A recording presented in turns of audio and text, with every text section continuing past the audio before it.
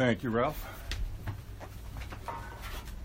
Thank you all for showing up on a kind of gloomy night. Yeah, since 1965 I've been doing this. Back when Sandberg was still alive, and he was my motivation to be a poet. So,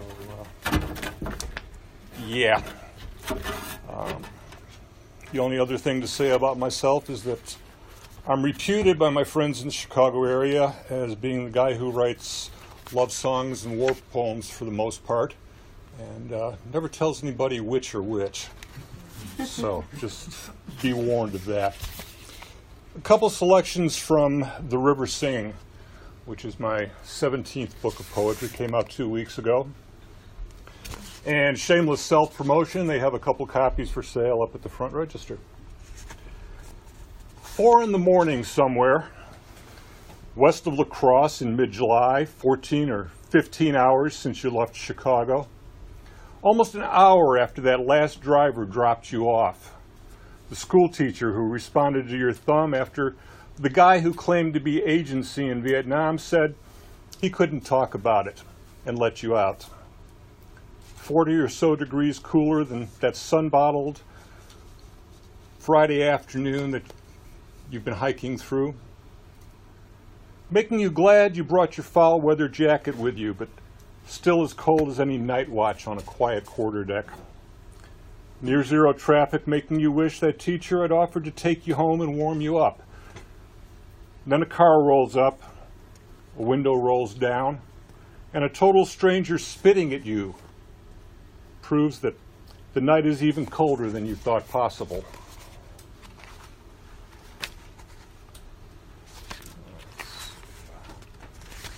The boy with the clock on his back. The boy with the clock on his back can't hear the ticking, but feels the motion of the hand's movement as he walks down the alley. Walks on mud-covered cobbles, but doesn't leave footprints. Nothing to say he's been here until he steps into the puddle that's been waiting for him, where he leaves short-lived ripples and waves on the water, making the sky and walls reflected on the surface shimmer, as though they were on fire for one brief moment. But he doesn't notice this, or that his shoes are now wet. He only sees the time when he only sees... This print is so small and I'm just not getting it. I apologize.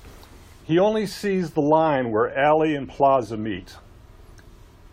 The door goal on the other side where he prays silently to do this one thing right today. To be safe from the burning scorn and ridicule that dripped from his mother's mouth, like a rabid dog's foam-flecked blind anger. To be a good and acceptable son. To be on time.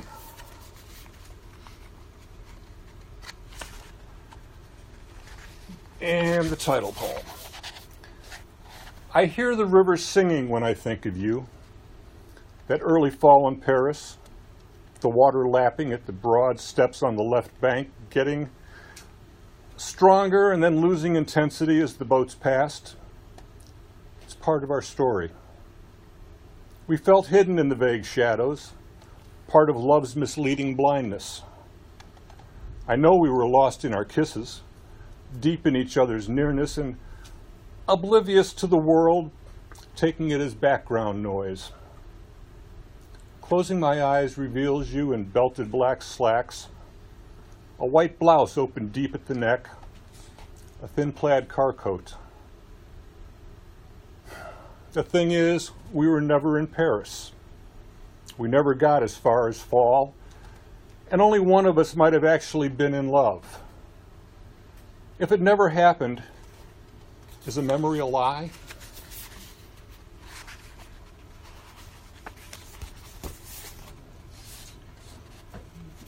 As we leave LaSalle Street, we're going to catch a bus for an afternoon at the Shed, and the sound of a busker's dearness two-step coming up the corridor of red marble attracts our daughter, pulling her forward in her stroller, and we round the corner before the escalators and she begins to laugh at the carefully suited, smiling man with tufts of white hair blooming like open cotton balls under his fedora. Reflected light makes the steel strings of his fiddle shimmer, shine like Orion's belt where they cross the flattened arch of the bridge behind the bow. My wife lifts our toddler, stands her on the stack bond tile where she strikes that spread-legged, arm-flapping stance universal to happy 2-year-olds, and begins to dance. Meeting her energy, accustomed to audiences of all ages, the maybe a grandfather shifts to the Blue Danube waltz, rises fluidly and twirls around the space with a maybe future terpsichore, keeping place by his side until the music ends. They bow, resume respective seats, and wave each other goodbye, off on their memory-joined journeys.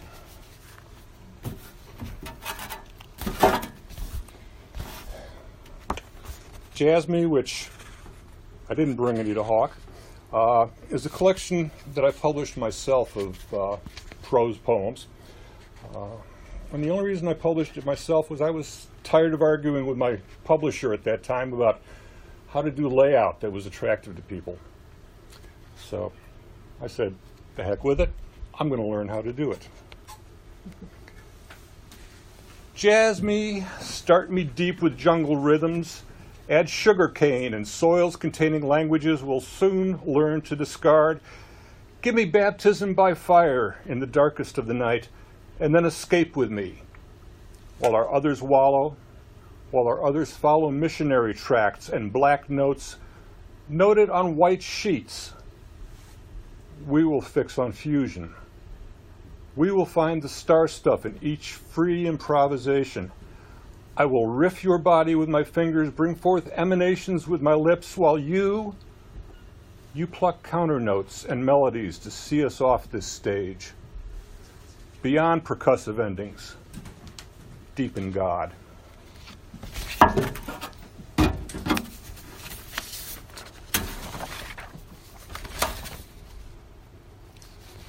Where the street splits to run down to the harbor past yellow and whitewashed stucco, or more toward the west and out of town through vine-ripe pumpkin orange buildings, a bright house plays the role of Manhattan's Flatiron as anchor for what's to come.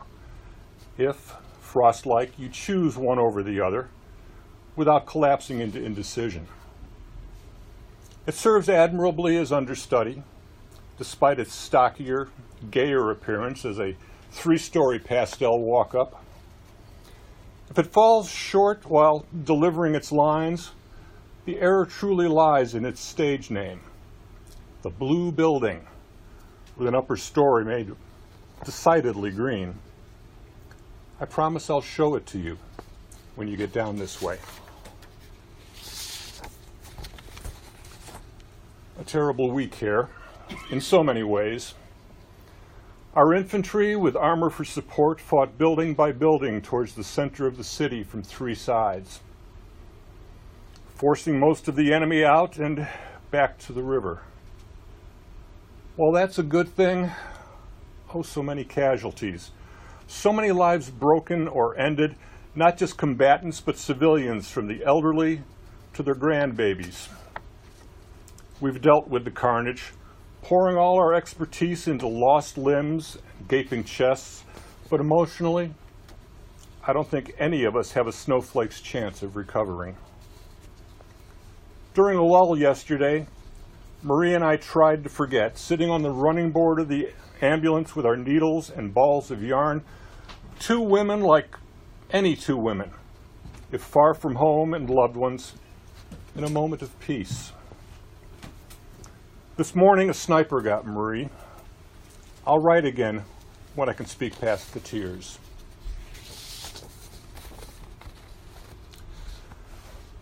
A couple stood near me today on the sidewalk and then seated themselves at that bistro bar near my flat, the one where you spilled your drink. And they were kissing across their table, an old man and woman, older at a guess than us, clearly comfortable in their affection, in its public expression, And I pictured them doing that over the years, a private ritual exposed while their dog looked away, jealous perhaps.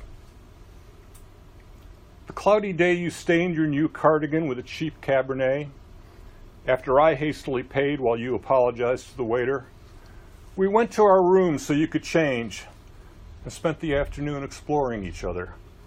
A private prelude to our own rituals. No dog or cat to be embarrassed.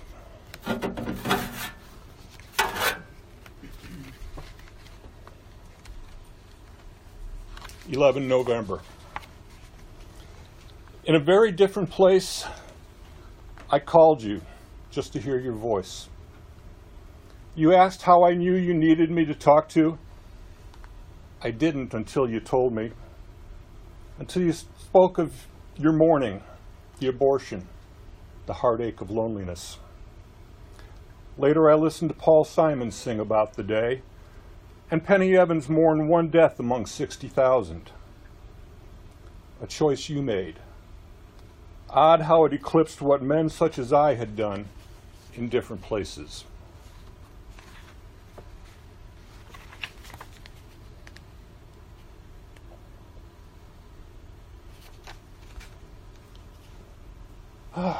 Death by Bombs, 1970 to 2019. This was first written in 1970 after observing our youngest daughter watching TV, and I've had to update it every few years for kids growing older and now for a 7-year-old great-granddaughter. If the death by bombs of Cambodians in Cambodia's war is more of interest than the death by hunger of my child, if the hiring of our men to a given side in a civil war is more of interest than the parents of our men, if the winning of a peace that we can never hope to enforce is more of interest than peace in our dark land, why this sham of democracy? Why 4 more years? What's wrong with, say, 1,000? And finally, Elegy. Dig the small grave and place the smaller body so, just so. The chill May rain and the warm human tears falling on her head will serve for the ritual washing of this pup, barely 2 days old. Some future digger after truth, alien or human, kneeling with trowel and brush at this grave, will note in clear, careful script the wonder that a people would be so deliberate with the smallest of their God's creatures and so careless of themselves. Thank you all very much.